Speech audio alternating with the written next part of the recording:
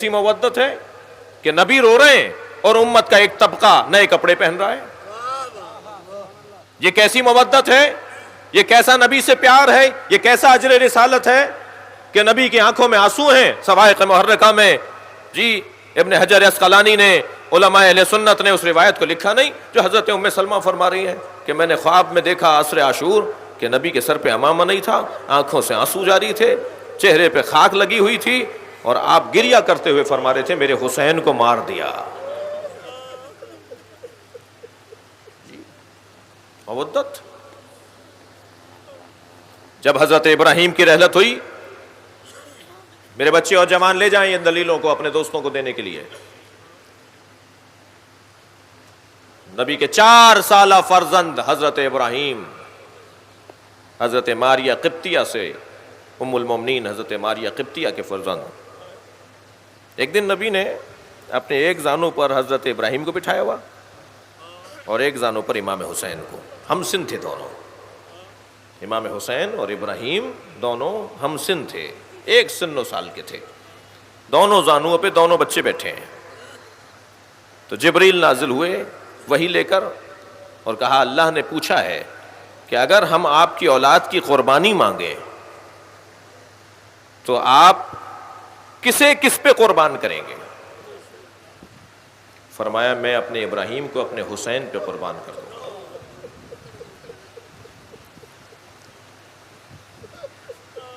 جیسے ہی نبی مکرم نے ابراہیم کو حسین پہ قربان کرنے کا اظہار کیا،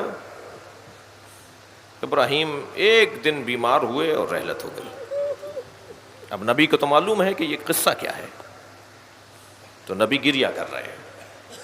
جب سرکار نے گریہ کرنا شروع کیا تو عبد الرحمن ابن عوف نے کہا یا رسول اللہ انتا والبکا، آپ اور گریہ. تو فرمایا یا عبد الرحمن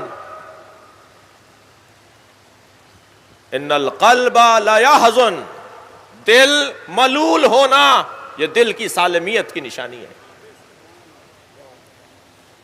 ان العین لا یدمع، آنکھوں سے آنسوؤں کا بہنا، یہ نبی کی حدیث سنا رہا ہوں میں آپ کو.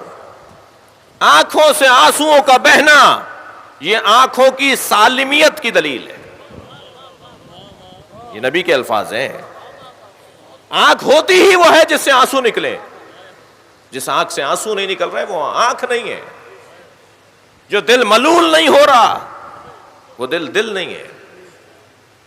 اور فرمایا سنو اللہ یقولوا لا یرضا، فقط بات یہ ہے کہ آنکھوں سے آنسو بھی نکل رہے ہو، دل بھی ٹوٹ رہا ہو، مگر زبان سے اللہ کا شکر بھی ادا ہو رہا ہو، اس سے رضایت کا اظہار بھی ہو رہا ہو. یا اللہ یہ جنازہ دیکھ کے روؤں گا اس لیے کہ تو نے رونے کی صلاحیت دی ہے. یا اللہ میرا دل ملول ہو رہا ہے مگر یہ دل ملول ہونا تجھ سے عدم رضایت کی نشانی نہیں ہے. یہ نبی نے نظریہ دے دیا. جنازے پہ رونا، اللہ اکبر، زیادہ دور نہیں جائیے. قرآن مجید سورہ مبارکہ یوسف، لوگ کہتے ہیں قرآن سے ماتم دکھاؤ. آپ لوگ تھکے ہوئے تو نہیں بیٹھے نا؟ لوگ کہتے ہیں قرآن سے ماتم دکھاؤ، لوگ کہتے ہیں قرآن سے یا حسین دکھاؤ. میں ابھی قرآن سے یا حسین دکھاتا ہوں.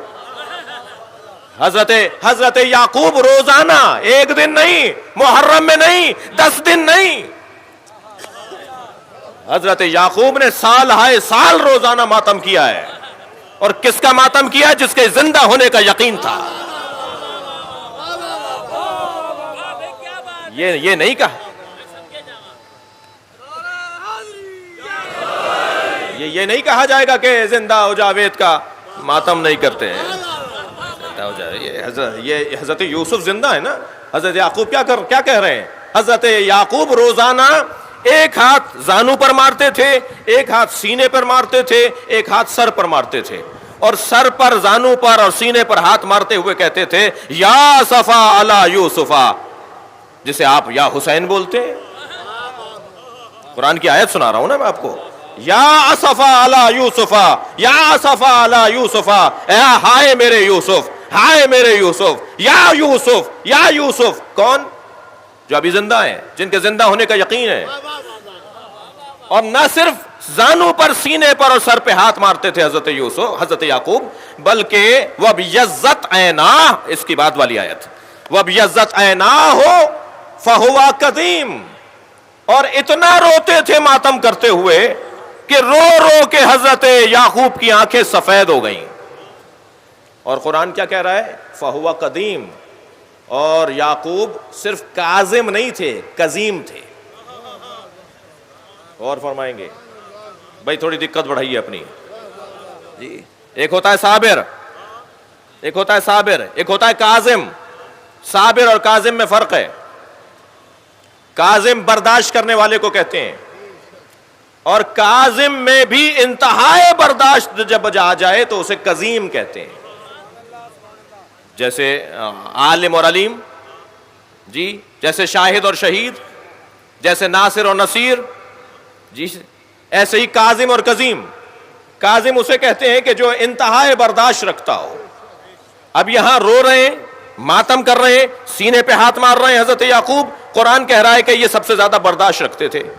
یہ کیا مطلب ہے اس کا؟ ذرا آپ کی توجہ چاہوں گا.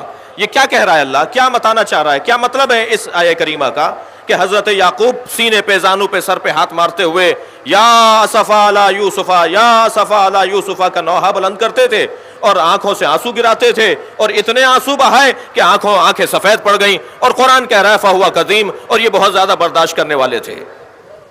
صرف ایک ہی بات تو سامنے آتی ہے، صفحہ تاریخ کو پلٹ کر دیکھیے. جنہوں نے یعقوب کے بیٹے حضرت یوسف کو کنویں میں ڈالا تھا وہ سامنے نظر آ رہے ہوتے تھے، تب بھی ماتم کرتے تھے اور برداشت کرتے تھے. بھائی غور کریں، بہت واضح پیغام ہے قرآن مجید کا کہ عزاداروں کو کیسے زندگی گزارنی ہے. خبردار خبردار، جنہوں نے اہل بیت پہ ظلم کیا وہ سامنے آ جائیں یا ان کے چاہنے والے سامنے آ جائیں، تم اپنے ماتم سے ہاتھ نہ اٹھانا. برداشت کرو، ان سے ملاقاتیں کرو، ان سے دوستیاں رکھو، ان سے آنا جانا رکھو، ان کے ساتھ کھاؤ پیو. بھائی اور کتنا پیغام واضح ہوگا؟ قرآن ہمارے لیے رہنما ہے یا نہیں ہے؟ قرآن کہہ رہا ہے کہ یہ ماتم بھی کرتے تھے، روتے بھی تھے، فہو قدیم، اور برداشت بھی کرتے تھے. کس بات کو برداشت کرتے تھے؟ ان بیٹوں کو روزانہ دیکھتے تھے جنہوں نے حضرت یوسف کو کنویں میں ڈالا تھا، مگر اپنے بیٹوں کو اپنے گھر سے نہیں نکالا. بھائی آپ لوگ اگر تھوڑا سا، میں بہتوں کی زیارت نہیں کر پا رہا ان روشنیوں کی وجہ سے، مگر آپ احساس دلائیے کہ آپ یہاں پر ہیں. غور کریں.